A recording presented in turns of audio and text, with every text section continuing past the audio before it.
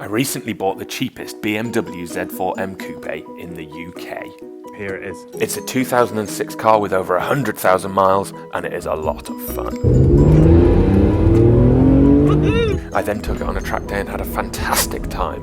Unfortunately, I did have a few issues, including quite a worrying one with the engine. In just 10 days' time, I've got a European road trip planned in this car. We're going to the Nürburgring and Spa-Francorchamps. So in this video, I need to fix everything that's wrong with the cheap Z4M Coupe, make a few modifications, and ensure that we're ready to head over to Europe in just 10 days. Spoiler alert, it doesn't quite go to plan. This is a full list of everything that we're going to be fixing in this video, but there is one on here that is an absolute must, and that is the engine. Definitely an issue at high revs. Get to 6k and the engine is cutting out. It's not happy at all. And there's quite a noisy rattle that goes with that too. I'm not a mechanic. I booked it in with a mechanic who took a look at it and tried to find the problem. Woohoo! It's back!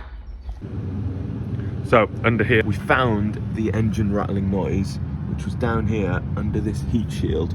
The manifold, so just can't see it, but basically down there's some bolts on the inside of the manifold. Those bolts had worked themselves loose, so the manifold was rattling against the block. Tightened those up, so all should be okay. Hopefully that also solves the lack of power between 6 and 7k. But we'll see that. Obviously haven't been able to test it. It's not easy to test it. So yeah, quite a lot to do today. We'll see how we go. Great that we've got the car back from the mechanic and one item has been ticked off. We've got 12 things left on the list. We've got 1 week to do it. Time to get some parts together. Let's see what we've got.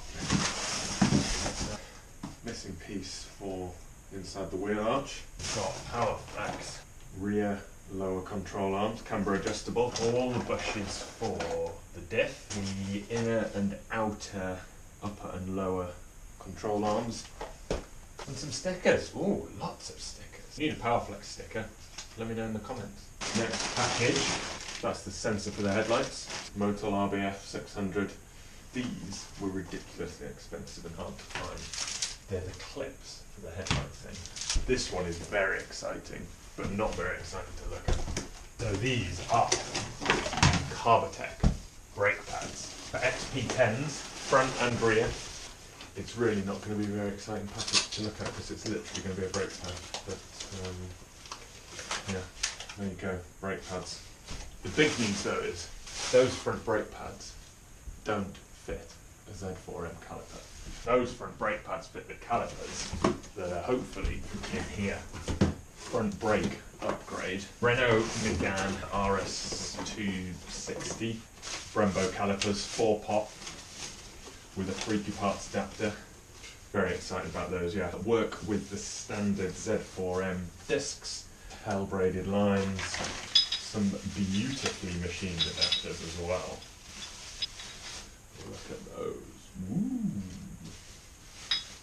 Finally, a big box from BMW. The CV joint, centre bearing for the prop, loads of little screws and fixes, gasket for the CV at the back, the clip, that's the bolt for the front of the diff, headlight level sensor. What a little collection. One further item that was a bit too big and heavy to include in that clip is a reconditioned differential. The current one's leaking, so we've got a new one to go. Let's do it. Before we get into fixing the next bits, here's a quick explanation of what a few parts do. The yellow bit is the engine at the front, the green bit is the transmission or gearbox. You've then got the long bar that runs down the middle of the car, that's a drive shaft, also known as a prop shaft. This spins round and round, taking the rotational energy from the engine and the gearbox to make the wheels at the back of the car spin round and round and drive the car forward. At the back of the car we've then got the red bit, which is the differential. The differential allows the car to go round corners without the wheels skipping along the road surface.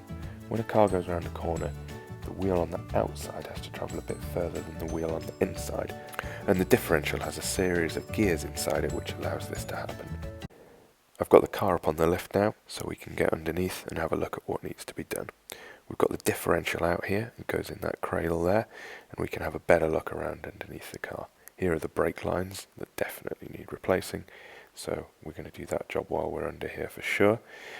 And this is also one of the bushes that we'll be replacing with the bushes that we found earlier. This is a subframe bush, holds the subframe up to the car. We've now got the subframe out of the car. All looks pretty good under here. If we have a look underneath the car as well, again you can see the brake lines definitely need doing. We've got those at the right time.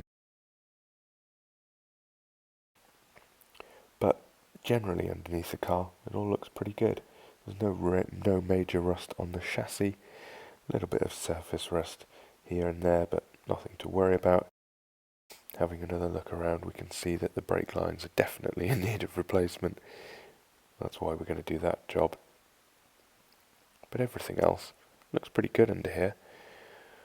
For the age and mileage on this car, I'm pretty happy with how it looks. It shows that it's been well looked after in its previous life. This is the prop shaft we've now taken out of the car. This is the CV joint at the end that we'll be replacing, and here is the centre bearing as well, also going to replace that. It is an item that wears out over the lifetime of the car, just one of those age and mileage related things that needs replacing. So we'll get those changed and then we can get that back into the car. Right, we're all finished under the car now. Here you can see the new differential, you can see the new black bushings, the new yellow bushings, the new camber arms. If you look closely you can also just see the new brake lines. Also at the front of the car, we've got new discs and pads on the front, and also big brakes, baby. That's all we've got time for in this video. So we've made some great progress fixing the cheap BMW Z4M Coupe. Join me in the next video to see if we can get everything finished in time to head off on the European road trip. Thank you for watching. Take it easy.